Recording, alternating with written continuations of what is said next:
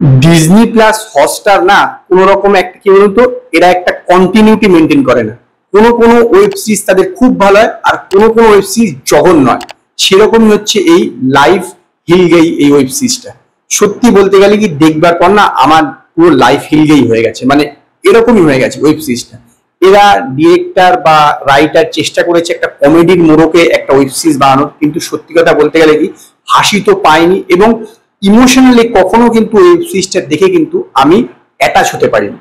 এর গল্পটা হচ্ছে কবির বেদি একজন ধনী ব্যক্তি, তো তার ছেলে আছে এবং তার নাতি এবং নাতনি আছে। তো ছেলেতে কিছুই করে না, নাতি নাতনিও কিছুই করে না, বলতে পারেন যে ঠাকুরদার পয়সায় সবাই খায়। তো একদিন কবির বেদি তাদের যে একটি পুরনো হোটেল আছে যেটি বন্ধ হয়ে গেছে, মানে ঠান্ডার হয়ে গেছে যাকে বলতে পারেন, উত্তরাখণ্ডে, সেখানে তিনজনকে ডেকে পাঠায় এবং তারপর জানায় এই হোটেলটাকে আগের মতন বানাতে হবে, এবং এই নাতি নাতনি মানে যে রোলটা করেছে উষা কাপিলা এবং দিব্যেন্দু শর্মা, তাদেরকে সেই আগের মতন হোটেলটাকে বানাতে হবে। তাহলেই যার কাজ তার সবচেয়ে ভালো লাগবে তাকেই সে তার সমস্ত সম্পত্তির উত্তরাধিকার দিয়ে যাবে। তো তারপরে কি হয়, এইটি হচ্ছে এই ওয়েব সিরিজের গল্প। দেখুন প্লটটা কিন্তু বেশ ভালোই ছিল, একটা কমেডি ওয়েব সিরিজ বানানোর পক্ষে এটা কিন্তু বেশ ভালোই প্লট, কিন্তু তাকে যেভাবে প্রেজেন্ট করা হয়েছে সেটা অতটা কিন্তু ভালো নয়।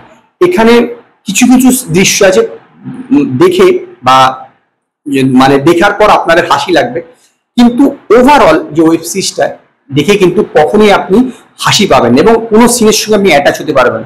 অনেক অনেক সিন আছে যেগুলো অনেক অনেক লম্বায়, অতটা প্রয়োজন ছিল না, সেইটা কিন্তু একদমই মানে আমার অন্তত ভালো লাগেনি।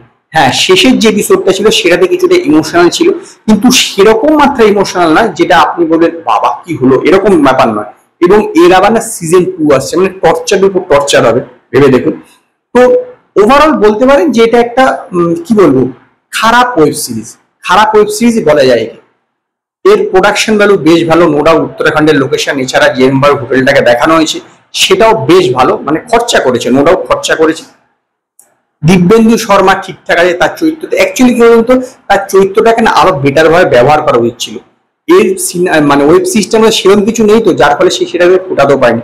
বিনয় পাঠক ঠিকঠাক আছে এবং কবির বেদিও ঠিক আছে, কিন্তু এই উষা কাপিলা মানে এর অভিনয় না এতগুলো কাজ করেছে, কিন্তু তথাপি কিন্তু এর অভিনয় না এতটুকু ইমপ্রুভ হয়নি, সেই একই জাস্ট নিজের সৌন্দর্যটা দিয়ে তো আর সবসময় চলে না, এইটাই হয়ে গেছে সবচেয়ে বড় কথা। মানে একদমই চলবে না বলতে পারেন, একদমই চলবে না, সেই জন্য আরো খারাপ লেগেছে। এমনিতে কমেডি সিন গুলো ওয়ার্ক করেনি।